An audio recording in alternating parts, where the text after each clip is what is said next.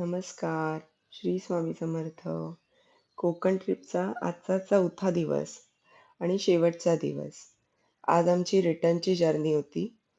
त्यामुळे सकाळी उठून सगळं आवरून सामान पॅक केलं आणि खाली आलो. आज नाश्त्याला होते पोहे. सगळं सामान गाडीमध्ये टाकलं आणि आम्ही जायला निघालो.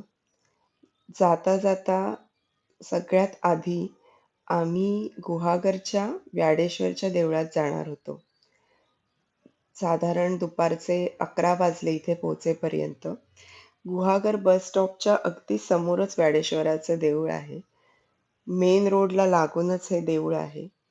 देवळात आलो. देवळामध्ये फोटोग्राफी आतमधल्या गाभाऱ्याच्या परिसरामध्ये अलाउड नव्हती. त्यामुळे मग बाहेरचंच शूट केलं. अ, व्याडेश्वराला कधीच गर्दी नसते. याआधी पण मी 2दा आली आहे. कधीच गर्दी नसते. छान वाटलं. दर्शन झालं आणि मग आम्ही परतीच्या प्रवासाला लागलो. आता ठरवलं होतं, की जेवढ्या जास्तीत जास्त लवकरात लवकर आपल्याला पोहोचता येईल, तसं बघायचं. कारण मध्ये-मध्ये ट्रॅफिक लागणार होतं. दुपारी जेवायला पोलादपूरमध्ये थांबलो. राजमुद्रा म्हणून इथे एक रेस्टॉरंट होतं.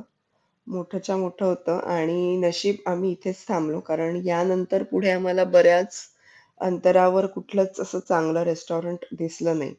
त्यामुळे मग इथेच जेवायचा आम्ही निर्णय घेतला. आतमध्ये गेलो तर छत्रपती शिवाजी महाराजांची छान अशी मूर्ती होती. अ, आणि एकंदरीतच हॉटेलचा अँबियन्स पण खूप छान होता.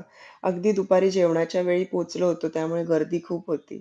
जेवणाला आम्ही आज फिश घेतलं होतं, सुरमई आणि कोळंबी.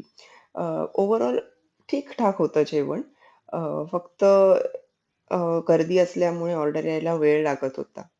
त्यानंतर मात्र मग आम्ही निघाल्यावर कुठेच न थांबता डायरेक्ट घरीच थांबायचं असं ठरवलं होतं.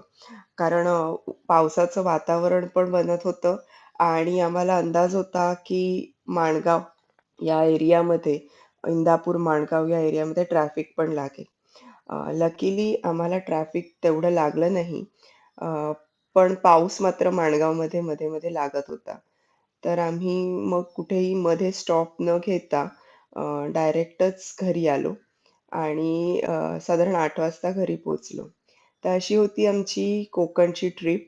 ह्या आधीचे 3 ब्लॉग कसे वाटले नक्की सांगा.